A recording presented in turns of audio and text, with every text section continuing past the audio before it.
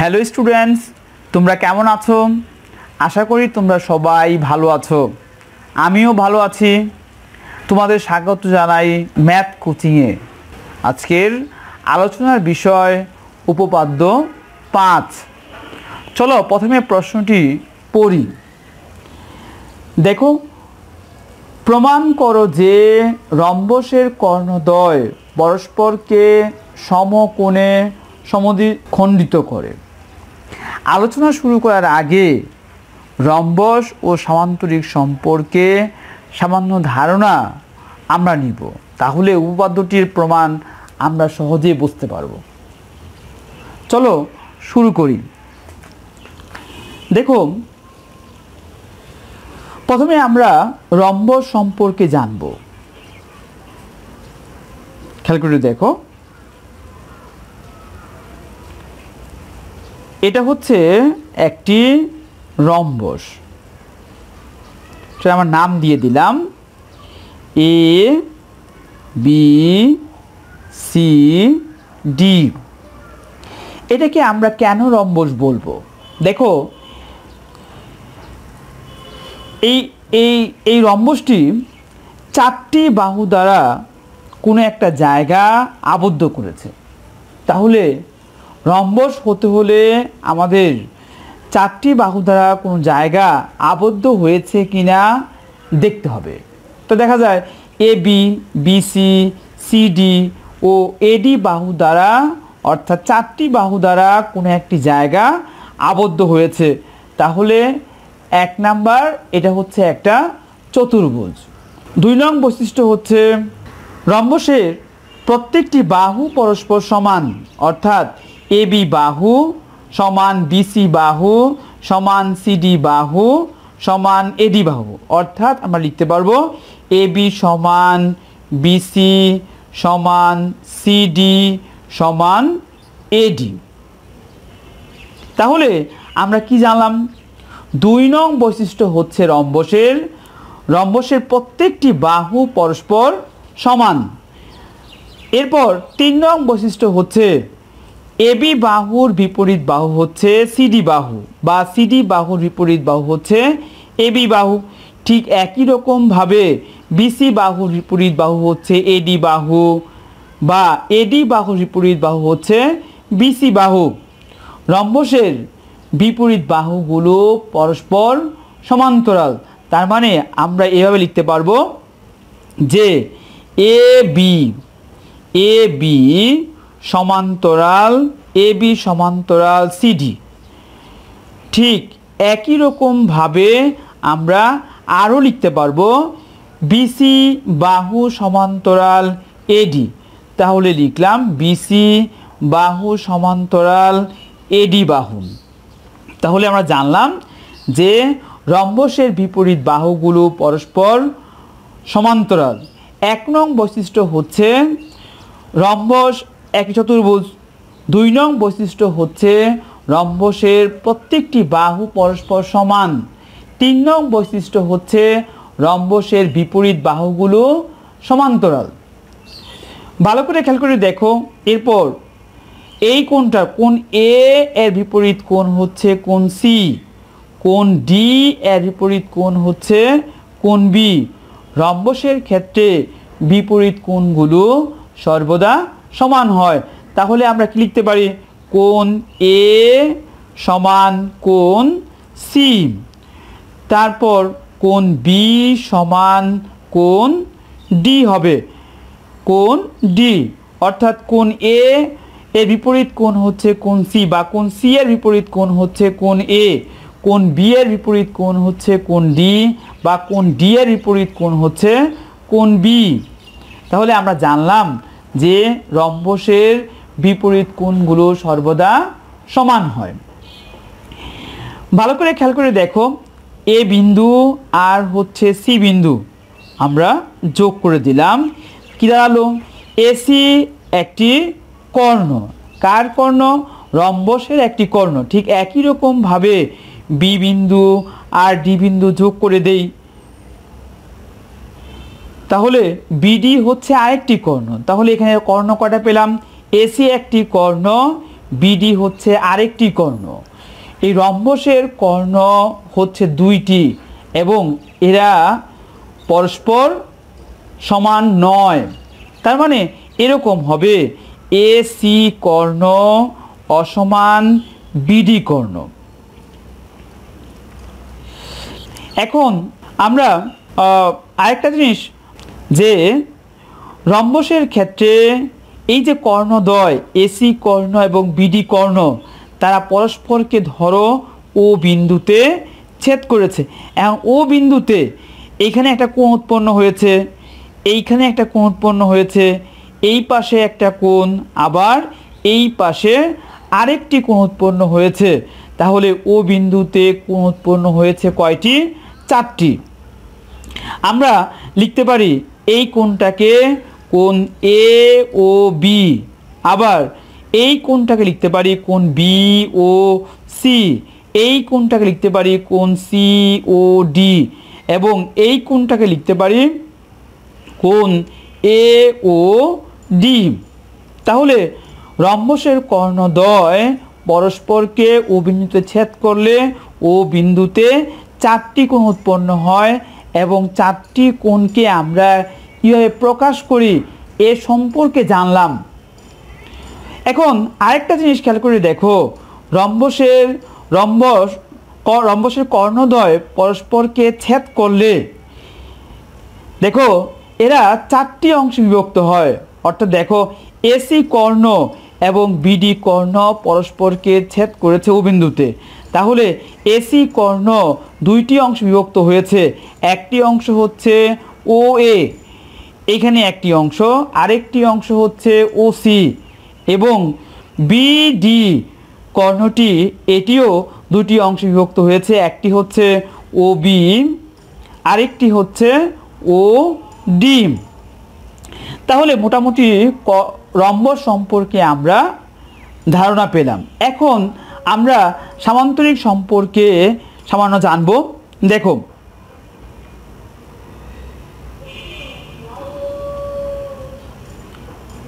এটা হচ্ছে একটি সামান্তরিক। যেহেতু 4টি বাহু দ্বারা কোনো একটা জায়গা আবদ্ধ হয়েছে, তাহলে এটা কি হবে? এইটা হবে একটি চতুর্ভুজ। সামান্তরিক খেয়াল করে দেখো, আমরা কর্ণটা এঁকে নিলাম আগে থেকেই, এবং কর্ণদ্বয় পরস্পরকে ও বিন্দুতে ছেদ করে। খেয়াল করে দেখো সামান্তরিকের বৈশিষ্ট্য হচ্ছে সামান্তরিক একটি চতুর্ভুজ। 2 নং বৈশিষ্ট্য হচ্ছে সামান্তরিকের বিপরীত বাহুগুলো পরস্পর সমান ও সমান্তরাল। অর্থাৎ আমরা লিখতে পারবো এ বি সমান্তরাল সিডি এবং এ বি সমান সিডি। ওকে, তারপরে ঠিক একই রকমভাবে বিসি সমান এডি এবং বিসি বাহুর বিপরীত বাহু হচ্ছে এডি বাহু, বা এডি বাহুর বিপরীত বাহু হচ্ছে বিসি বাহু, এবং বিসি সমান্তরাল এডি তাও লিখতে পারবো। আবার লিখতে পারবো বিসি সমান এডি। তাহলে কি জানলাম? যে সামান্তরিকের বিপরীত বাহুগুলো পরস্পর সমান ও সমান্তরাল, আর সামান্তরিক একটি চতুর্ভুজ। এখন আমরা জানব যে সামান্তরিকের 2টি কর্ণ, এসি কর্ণ আর একটা হচ্ছে বিডি কর্ণ, এরা পরস্পরকে ও বিন্দুতে ছেদ করে। সামান্তরিকের একটি বৈশিষ্ট্য হচ্ছে সামান্তরিকের কর্ণদ্বয় পরস্পরকে সমদ্বিখণ্ডিত করে। অর্থাৎ দেখো এসি কর্ণ ও বিডি কর্ণ পরস্পরকে ও বিন্দুতে ছেদ করেছে। তাহলে এসি কর্ণ 2টি অংশে বিভক্ত হয়েছে, একটি হচ্ছে ও এ অংশ, আরেকটি হচ্ছে ওসি অংশ। আর বিডি কর্ণ ও বিন্দুতে 2টি অংশে বিভক্ত হয়েছে, একটি হচ্ছে ওবি, আরেকটি হচ্ছে ওডি। শর্ত হচ্ছে সামান্তরিকের কর্ণদ্বয় পরস্পরকে সমদ্বিখণ্ডিত করে, অর্থাৎ সমান 2 ভাগে বিভক্ত করে। তাহলে আমরা সামান্তরিকের ক্ষেত্রে জানলাম যে ও এ অংশ সমান ও সি অংশ, ঠিক একই রকমভাবে ও বি অংশ সমান ও ডি অংশ। তাহলে আমরা লিখতে পারবো এখানে ও এ সমান ও সি, ঠিক একই রকমভাবে ও বি অংশ সমান ও ডি অংশ। তাহলে আমরা কি জানলাম? সামান্তরিকের কর্ণদ্বয় পরস্পরকে সমদ্বিখণ্ডিত করে। তাহলে আমরা রম্বস এবং সামান্তরিক সম্পর্কে জানলাম। এখন আমরা দুইটি ত্রিভুজের সর্বসমতা নিয়ে একটু আলোচনা করব। ধরো এ একটা ত্রিভুজ,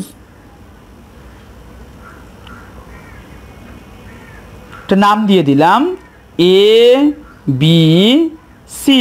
আরেকটা ত্রিভুজ আমরা এখানে অঙ্কন করলাম, এইটা হচ্ছে নাম দিয়ে দাও ডি ই এফ।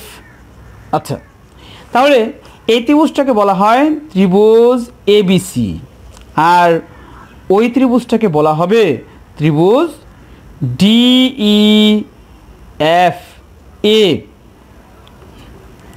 দেখো এখানে ত্রিভুজ আমরা এঁকেছি দুইটি এবং দুটো ত্রিভুজের নামকরণ করেছি। একটা হচ্ছে ত্রিভুজ এবিসি, আরেকটি হচ্ছে ত্রিভুজ ডিইএফ। ত্রিভুজ এবিসি ও ত্রিভুজ ডিইএফ এ, এবি বাহু সমান ডিই বাহু, বিসি বাহু সমান ইএফ বাহু এবং এসি বাহু সমান ডিএফ বাহু যদি হয় তাহলে ত্রিভুজদ্বয় সর্বসম হবে। অর্থাৎ ত্রিভুজের সর্বসমতার সূত্র হচ্ছে যে একটি ত্রিভুজের তিনটি বাহু যথাক্রমে অপর একটি ত্রিভুজের তিনটি বাহু পরস্পর সমান হয়, তাহলে ত্রিভুজদ্বয় সর্বসম হবে। অর্থাৎ ত্রিভুজ এবিসি এ, এবি সমান ডিই, তাহলে আমরা লিখতে পারি এ বি সমান ডিই, এরপর বিসি সমান ইএফ, তে লিখো বিসি সমান ই এফ ও এসি বাহু সমান ডি এফ বাহু। তাহলে এই ত্রিভুজের তিনটি বাহু আর ত্রিভুজ ডিইএফ এর তিনটি বাহু পরস্পর যথাক্রমে সমান হওয়ায় তাহলে আমরা লিখতে পারবো ত্রিভুজ এবিসি সর্বসম ত্রিভুজ ডিইএফ। আমরা যদি ত্রিভুজের সর্বসমতা প্রমাণ করতে পারি তাহলে আমরা লিখতে পারবো কোণ এ সমান কোণ ডি, কোণ বি সমান কোণ ই, কোণ সি সমান কোণ এফ আমরা লিখতে পারবো। ওকে, চলো আমরা এখন মূল আলোচনায় ফিরে যাই। যেহেতু আমাদের প্রশ্নে বলছে যে রম্বসের কর্ণদ্বয় পরস্পরকে সমকোণে সমদ্বিখণ্ডিত করে, সেহেতু প্রথমেই আমরা রম্বস অঙ্কন করব। দেখুন, যেহেতু রম্বসের প্রত্যেকটি বাহু পরস্পর সমান ও বিপরীত বাহুগুলো সমান্তরাল, সেহেতু আমাদের প্রত্যেকটি বাহু যেন সমান ও বিপরীত বাহুগুলো যেন সমান্তরাল হয় সেই দিকে লক্ষ্য রেখে ত্রিভুজটি পেন্সিল, কম্পাস ও স্কেল ব্যবহার করে আঁকতে হবে। দেখুন, এ বি সি ডি একটি রম্বস, যেহেতু প্রশ্নে বলছে রম্বসের কথা, আমরা রম্বসটি এঁকে ফেললাম। তারপরে আমাদের আরও বলছে রম্বসের কর্ণদ্বয় পরস্পরকে সমকোণে সমদ্বিখণ্ডিত করে। এখন এসি একটি কর্ণ আমরা আঁকলাম, রম্বসের আরেকটি কর্ণ আঁকো বিডি, এরা পরস্পরকে ও বিন্দুতে ছেদ করে। তাহলে যা করলাম তা হচ্ছে বিশেষ নির্বাচন। আমরা কি বলবো?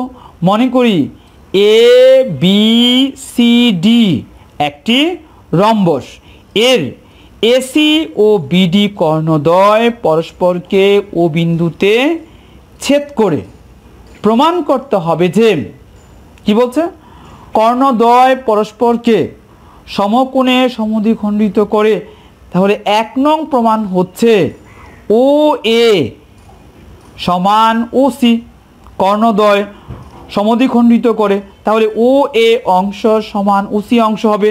ঠিক একই রকমভাবে ও বি অংশ সমান ও ডি অংশ হবে। এরপর আরও বলছে, দেখো ও বিন্দুতে অর্থাৎ এই কোণটা সমকোণ হবে, এই কোণটাও সমকোণ হবে, এই কোণটা সমকোণ, এই কোণটাও সমকোণ। অর্থাৎ এখানে রম্বসের কর্ণদ্বয় পরস্পর ছেদ করলে ছেদ বিন্দুতে যে 4টি কোণ উৎপন্ন হয় তারা পরস্পর অর্থাৎ প্রত্যেকটি কোণ সমকোণ হবে, প্রত্যেকটি কোণ সমানও হবে আমরা বলতে পারি। যাই হোক, তাহলে আমরা কি লিখব? প্রথমেই আমরা লিখব বিশেষ নির্বচন। লিখো বিশেষ নির্বচন, নির্বচন লিখো, মনে করি লিখো, মনে করি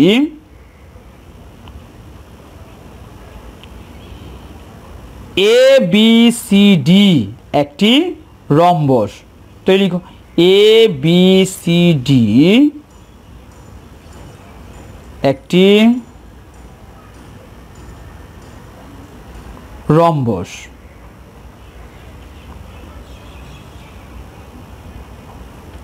এর এসি ও বিডি কর্ণদ্বয়, এসি ও বিডি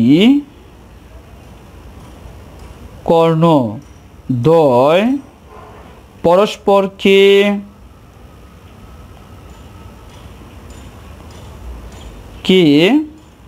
ও বিন্দুতে ছেদ করে, ও বিন্দুতে ছেদ করে। প্রমাণ করতে হবে যে, লিখো প্রমাণ করতে হবে যে, আমরা এতক্ষণ যেটা আলোচনা করেছিলাম লিখব 1 নং প্রমাণ হচ্ছে কি বলছে, এর কর্ণদ্বয় পরস্পরকে সমদ্বিখণ্ডিত করে। তাহলে আমরা লিখতে পারি ও এ সমান ও সি, ও এ সমান ও সি, কমা ও বি সমান ও ডি, ও বি সমান ও ডি। 2 নং প্রমাণ হচ্ছে, প্রশ্ন ভালো করে খেয়াল করো, কর্ণদ্বয় পরস্পরকে সমকোণে সমদ্বিখণ্ডিত করে। দেখো ভালো করে, কর্ণদ্বয় পরস্পরকে সমকোণে সমদ্বিখণ্ডিত করে। তাহলে কি লিখবো আমরা এখানে? কোণ এ ও বি, কোণ এ ও বি সমান কোণ বি ও সি, কোণ বি ও সি সমান কোণ সি ও ডি, কোণ সি ও ডি সমান কোণ কি হবে? এই কোণটা কোণ এ ও ডি, কোণ এ ও ডি সমান এক সমকোণ, এক সমকোণ। ওকে, চলো আমরা লিখি প্রমাণ।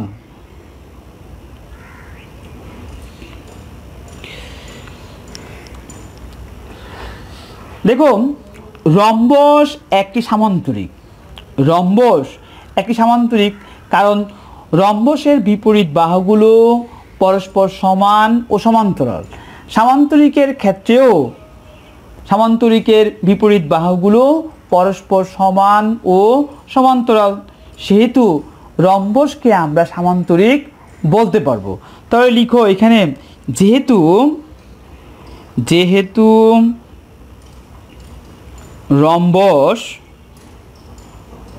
রম্বস একটি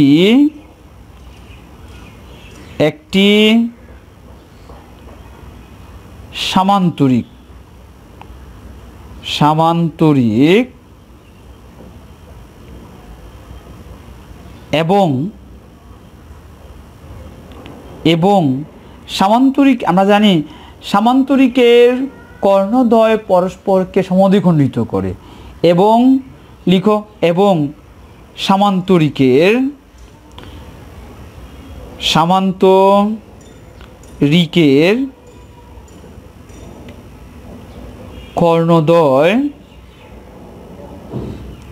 কর্ণদ্বয় পরস্পরকে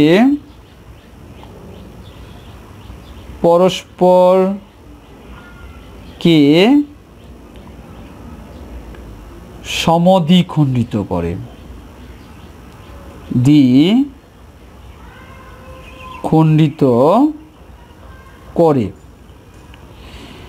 যেহেতু রম্বসটি একটি সামান্তরিক এবং সামান্তরিকের কর্ণদ্বয় পরস্পরকে সমদ্বিখণ্ডিত করে, তাহলে আমরা লিখতে পারবো কর্ণদ্বয় পরস্পরকে সমদ্বিখণ্ডিত করে, তাহলে আমরা লিখতে পারবো ও এ সমান ও সি, ও বি সমান ও ডি।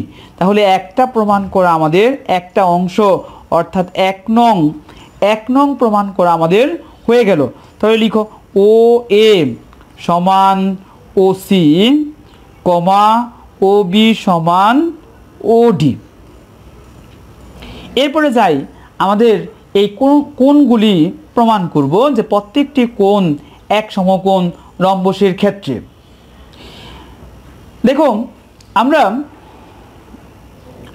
ভালো করে খেয়াল করে দেখো, আমরা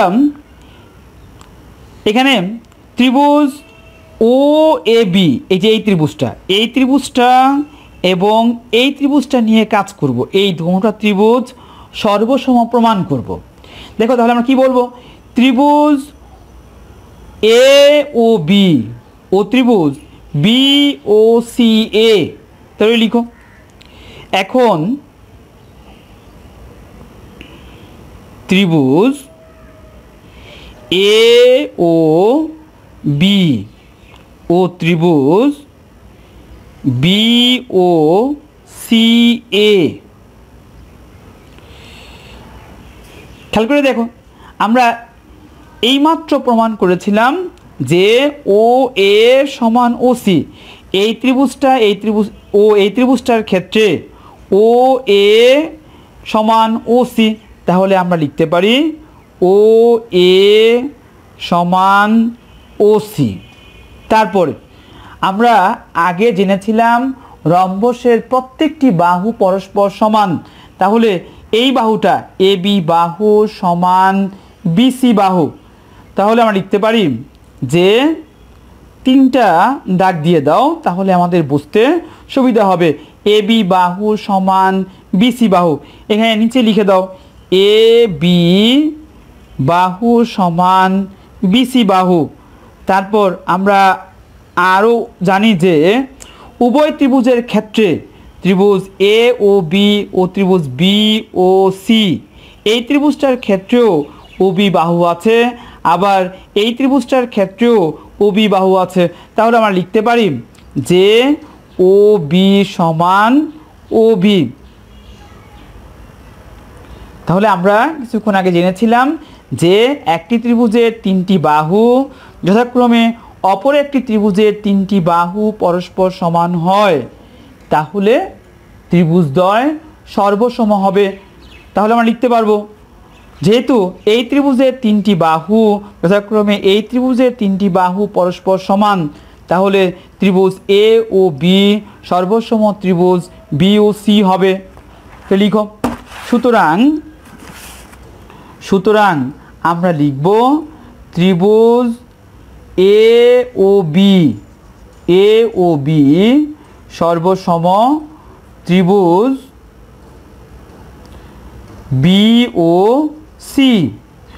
যদি সর্বসম হয় তাহলে আমরা লিখতে পারবো এই কোণটা সমান এই কোণটা, অর্থাৎ কোণ এ ও বি সমান কোণ বি ও সি। তাহলে লিখো সুতরাং কোণ এ ও বি সমান কোণ বি ও সি। এখন খেয়াল করে দেখো, এখন এই কোণদ্বয় একটা রেখার মধ্যে অবস্থিত, এ সি রেখার মধ্যে কোণ এ ও বি ও কোণ বি ও সি অবস্থিত। তাহলে এই দুইটা কোণ যদি আমরা যোগ করি এক সরল কোণ বা দুই সমকোণ হবে।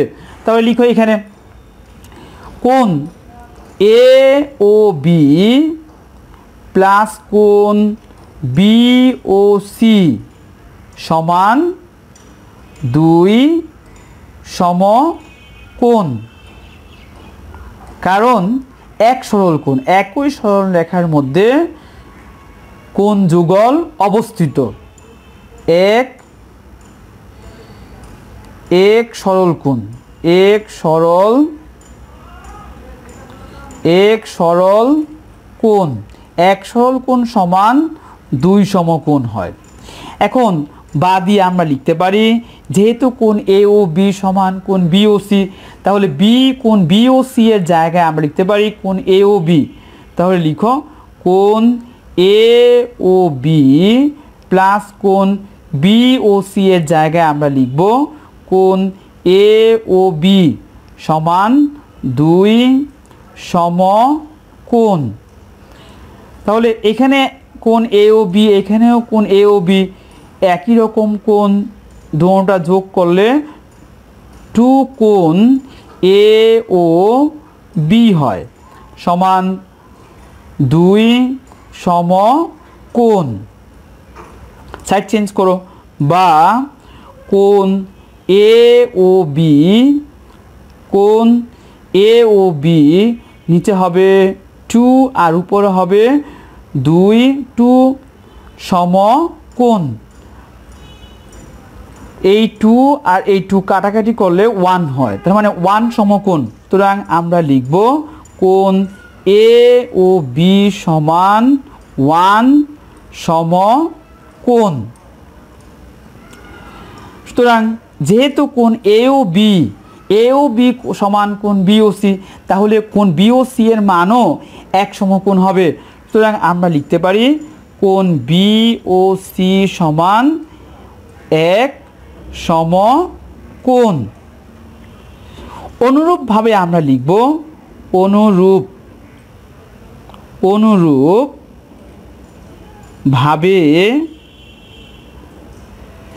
দেখানো যায়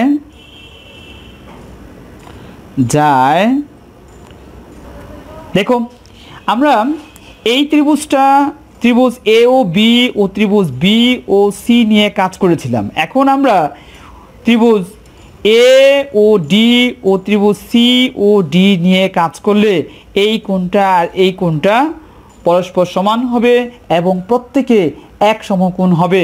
তাহলে আমরা কি লিখব, যে ত্রিভুজ এ ও ডি ও ত্রিভুজ সি ও ডি এ কোণ এ ও ডি সমান কোণ সি ও ডি সমান এক সমকোণ, এক সমকোণ। তাহলে আমরা লিখতে পারবো সুতরাং কোণ এ ও বি সমান কোণ বি ও সি সমান কোণ সি ও ডি সমান কোণ এ ও ডি সমান এক সমকোণ, অর্থাৎ প্রত্যেকে এক সমকোণ। আমাদের প্রমাণ করা হয়ে গেল। এখানে লিখে দাও প্রমাণিত। আজ এ পর্যন্তই। তোমরা সুস্থ থাকবে, ভালো থাকবে। ভিডিওটি ভালো লাগলে লাইক, শেয়ার ও কমেন্ট করতে ভুলবে না।